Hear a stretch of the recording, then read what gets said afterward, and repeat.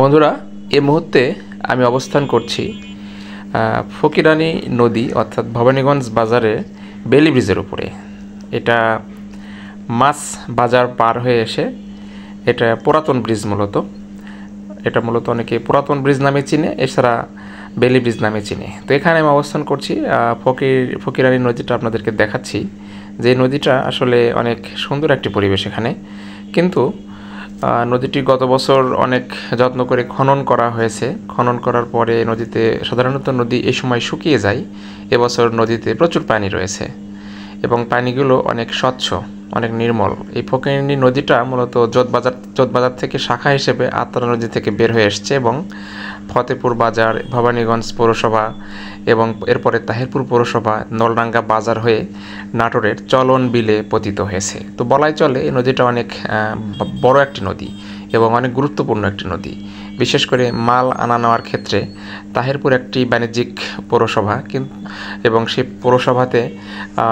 পৌরসভা থেকে বিভিন্ন গ্রামে গঞ্জে মাল আনা নেওয়ার ক্ষেত্রে আগে এই নদীটি ব্যবহৃত হতো, তবে বর্তমানে নদীর ব্যবহার বাংলাদেশ অনেক কমে গেছে, যার জন্য নদীগুলো একেবারে ভরাট হয়ে গেছিলো। তো গতবার সরকার প্রজেক্টের মাধ্যমে নদীটা খনন করেছে, যার জন্য নদীতে এখনও প্রচুর পরিমাণে পানি আছে এবং মাছও রয়েছে।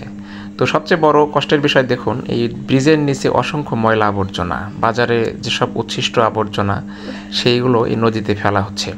শুধুমাত্র এই ভবানীগঞ্জ বাজারেই নয়, তাহিরপুরেও এটা লক্ষ্য করা যায় যে ব্রিজের নিচে, বিশেষ করে এ ধরনের যে ব্রিজগুলো রয়েছে ব্রিজের নিচে গোটা পৌরসভা, এক কথায় বাজারের যে ওয়েস্ট, ময়লা আবর্জনা বর্জ্য সবই নিয়ে সেখানে ঠিকই দিয়ে দেওয়া হচ্ছে, এবং যার কারণে নদীর প্রবাহ বাধাগ্রস্ত হয়, নদীর পানি দূষিত হচ্ছে।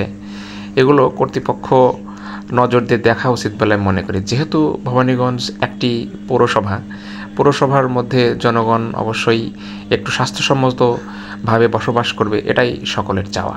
তো আরও একটি বিষয় গুরুত্বপূর্ণ, এই নদীগুলো সাধারণত ভরাট হয়ে যায় একটি কারণে, সেটা হচ্ছে দেখুন এই নদীটার দুই পার্শ্বে কিন্তু কোনো দেওয়া হয়নি, নদীটাকে শাসন করা হয়নি। নদীটাকে শাসন করে যদি উভয় পাশে বেঁধে দেওয়া হতো তাহলে এই পাড়া বা এই বাজার ভেঙে নদীতে পড়তো না এবং নদী খুব তাড়াতাড়ি ভরাট হতো না।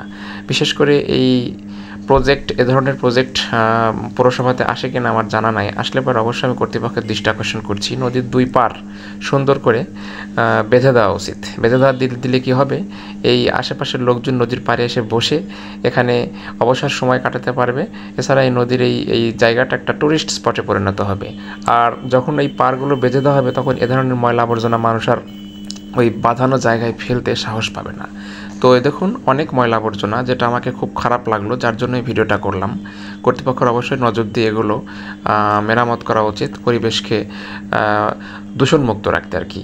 তো ভিউয়ার্স, আমি মূলত এটা দেখাতে চেয়েছি যে ফকিরানী নদী অনেক সুন্দর একটি নদী, অনেক বাংলাদেশ নদীমাতৃক দেশ, নদীর যত্ন নেওয়া প্রয়োজন। ধন্যবাদ, সবাই ভালো থাকবেন।